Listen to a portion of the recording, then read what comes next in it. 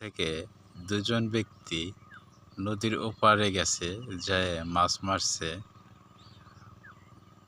দেখা যাচ্ছে ওই কস্তুরীগুলো দুইজন তোলে, উঠায় পরিষ্কার করে, তারপর কয়টা মাছ পাওয়া যায়, মানে কস্তুরীর সাথে মাছ পাওয়া যায়।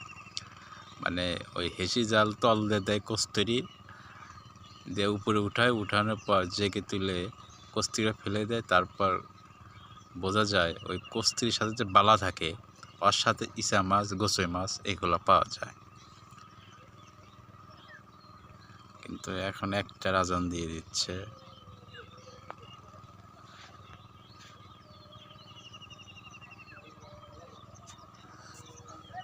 আর পাশে যে একটা কাটা, এটা কিছুদিন আগে মাঝিরা মাছ মারছিল, অনেক কিছু ফোলা মাছ পাওয়া গেছে, পুঁটি মাছ পাওয়া গেছে। আবার নতুন করে ডাল ফেলে দিয়েছে অনেক সুন্দরভাবে। এই ভিডিওটা আমি করেছিলাম, আপনারা মনে হয় দেখেছিলেন।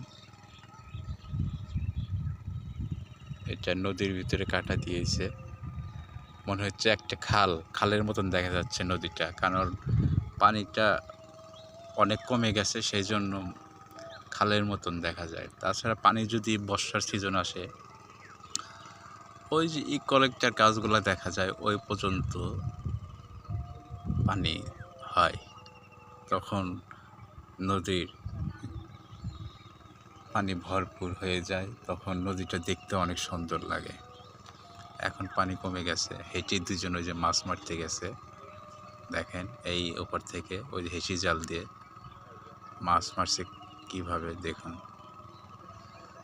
এই শীতের ভিতরে, এই রোজার দিনে, এই দুপুর টাইমে অনেক কষ্ট করে দুজন ব্যক্তি মাছ ধরছেন। আপনাদেরকে দেখাই।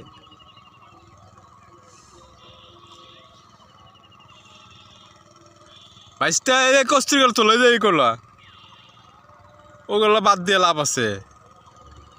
মাঝখানে কস্তুরী আছে, এই যে এটা উঠাতে বললাম। তা এদিকে আসবে না মনে হয়, ওইদিকে ওই যে সামনে কস্তুরী পেল, দেখেন কিভাবে কস্তুরীগুলো উঠায়। ওই কস্তুরীর যে বালা আছে, ওই বালার সাথেই মাছ পাওয়া যায়। আরেকজন ওই যে মাছের ইটা রেখে দিল, এই আবার সামনে দাঁড়াবে, দাঁড়ায় আবার জালটা উঁচা করবে।